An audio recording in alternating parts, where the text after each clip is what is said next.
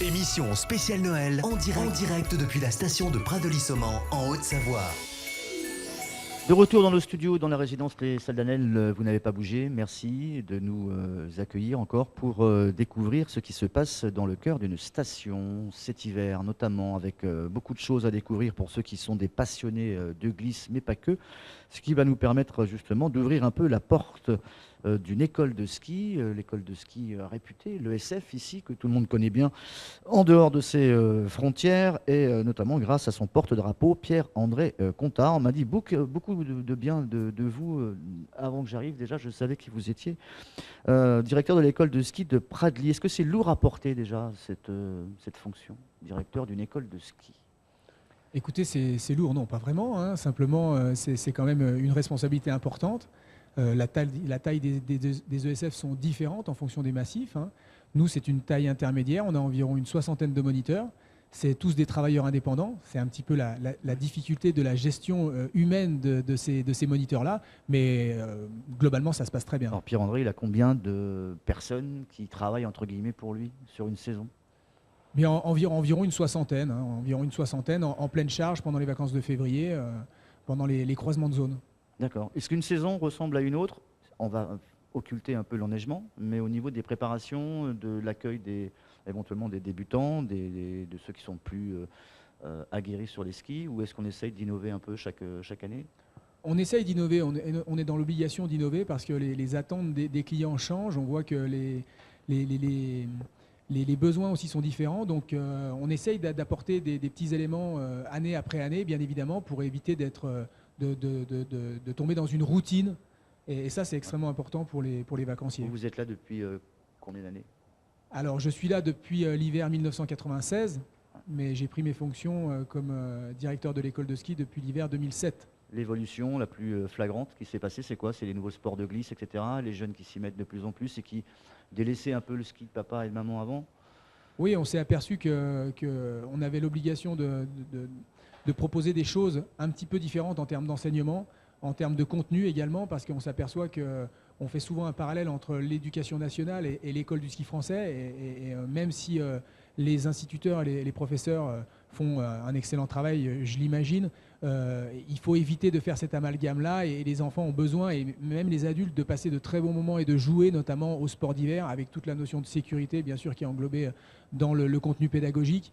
Et puis on a vu aussi que certains petits skieurs avaient tendance à stopper les cours parce qu'ils avaient envie de faire d'autres choses, notamment du snowboard ou du ski freestyle, toutes ces petites niches, ou encore du freeride quand on skie dans les grands espaces, dans la poudreuse.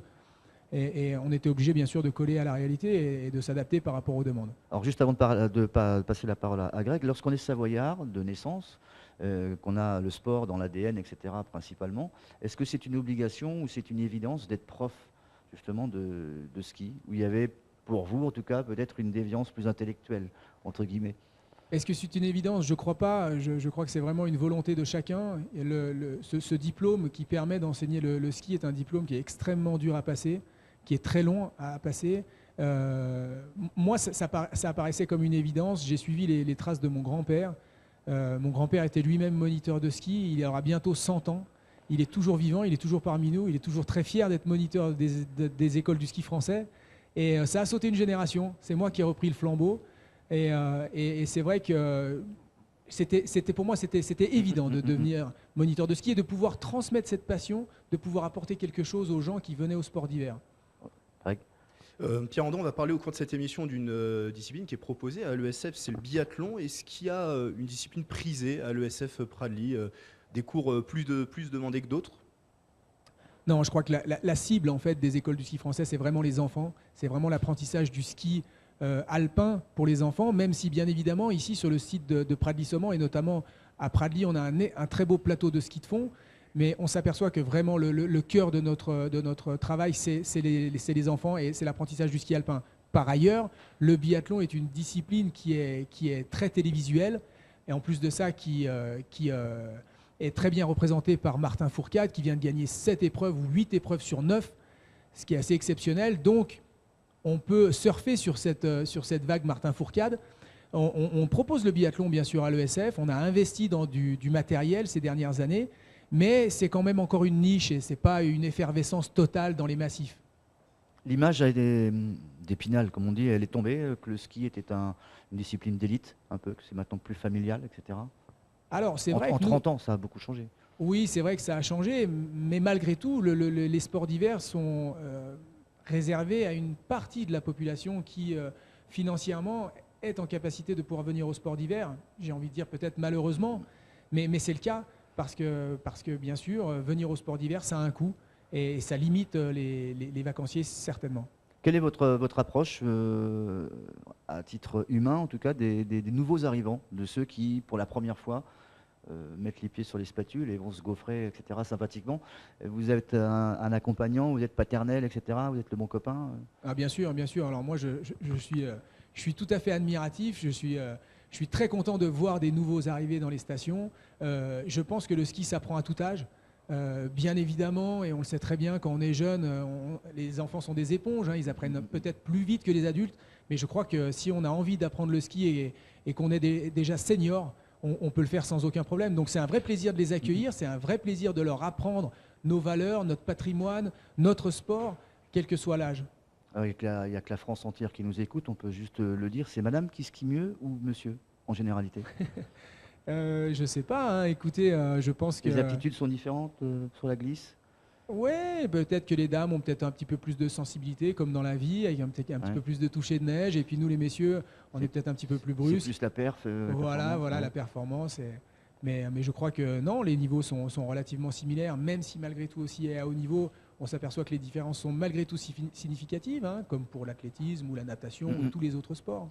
Le programme là qui vous attend au plus près dans la semaine, des moments forts? Alors le gros moment fort, bien sûr, c'est notre descente au flambeau traditionnelle de cette semaine de Noël qu'on a souhaité garder mercredi, hein, en sachant que le découpage des vacances n'était pas forcément très favorable pour nous. Mais il nous semblait important de la garder le mercredi. Donc on va faire cette descente au flambeau avec tous les enfants de la station, on l'espère, avec un magnifique feu d'artifice. Et puis toute une série Des événements récurrents qui reviennent toutes les semaines, sans doute, peut-être aussi. Des événements qui permettent à chaque nouvelle famille, en tout cas qui vient Bien ici, sûr. d'avoir les mêmes activités que la semaine d'avant, quoi, en fait. Alors on essaye de faire beaucoup d'activités, toujours pour ces gens qui reviennent de manière hebdomadaire. Ouais. Alors bien sûr la descente au flambeau en fait partie, mais on a aussi un spectacle en collaboration avec l'Office du tourisme de Pradly-Saumon et qui permet de mettre à la lumière, bien sûr, les moniteurs de l'ESF, mais pas que les moniteurs de l'ESF. J'ai souhaité depuis l'année dernière faire intervenir le service des pistes, parce qu'on est sur un même navire, on navigue tous ensemble, et c'est important qu'eux aussi soient pas dans l'ombre, mais aussi sous le feu des projecteurs. Donc on a le service des pistes, les dameurs, ceux qui entretiennent les pistes, mais également les sapeurs-pompiers qui sont là aussi sur le plateau. Et je crois que c'est une belle fête, on fait ça tous les dimanches soirs des vacances scolaires. Et puis on met en place aussi d'autres animations pour les enfants, notamment à l'école du ski français, on a une mascotte qui s'appelle le Piu Piu, tout le monde le connaît. On poste régulièrement des vidéos sur Facebook qui sont plébiscitées par le plus grand nombre. Et puis tous les mardis soirs, on invite les enfants à venir défier Piu Piu, hein, sur un petit slalom sur la piste débutant. C'est quelque chose qui plaît énormément. Et puis tout un tas de choses encore à destination de ces vacanciers. Oui, on les rassure, le pot d'accueil, c'est toutes les semaines, quoi. Si on en a raté un, on peut encore en avoir un deuxième. Absolument, Ouais. absolument. Donc une belle équipe qu'on a pu découvrir avec notre équipe journalistique hier soir. En ce qui concerne votre activité, vous, lorsque la saison d'hiver se termine, qu'est-ce qu'on fait? Au printemps, à l'automne Alors, les moniteurs de ski sont pluriactifs, hein, c'est-à-dire qu'ils ont un métier d'hiver, qui est le métier de moniteur de ski, et puis un métier complémentaire l'été. Peut-être prof de planche à voile? Non, C'est possible, hein, ça peut être maître nageur sauveteur, moniteur de Ouais. tennis, et puis beaucoup de métiers manuels. Il y en a beaucoup qui travaillent le bois, hein, qui sont menuisiers, charpentiers, et on a aussi beaucoup de moniteurs qui viennent là pendant les vacances scolaires, mais qui aussi travaillent avec l'éducation nationale, qui sont professeurs de PS, pas mal. D'accord. Moi qui suis un peu novice dans le blanc et dans l'altitude, est-ce qu'on prend des stagiaires? Est-ce qu'on peut former comme des maîtres apprentis, des futurs moniteurs? Absolument, l'école du ski français est un organisme de formation, et d'ailleurs dans cette corporation-là, cette profession-là, on a la possibilité d'accueillir des moniteurs stagiaires qui sont en train de se former, et à nous de peaufiner leur formation, ici localement à l'école du ski français, et extérieurement à l'École nationale de ski et d'alpinisme de Chamonix, absolument. D'accord. Vous êtes un formateur en fait. En quelque sorte, bien quelque sûr, un sorte. formateur. En tout cas, on les dirige Mhm. dans leur formation, on les aide, on les soutient, et de manière à ce que, bien sûr, leur formation dure le moins de temps possible, parce qu'il y a une masse d'informations extrêmement importante à digérer. Pierre-André Contat, merci d'avoir accepté notre invitation ici sur notre plateau de Radio Sensation.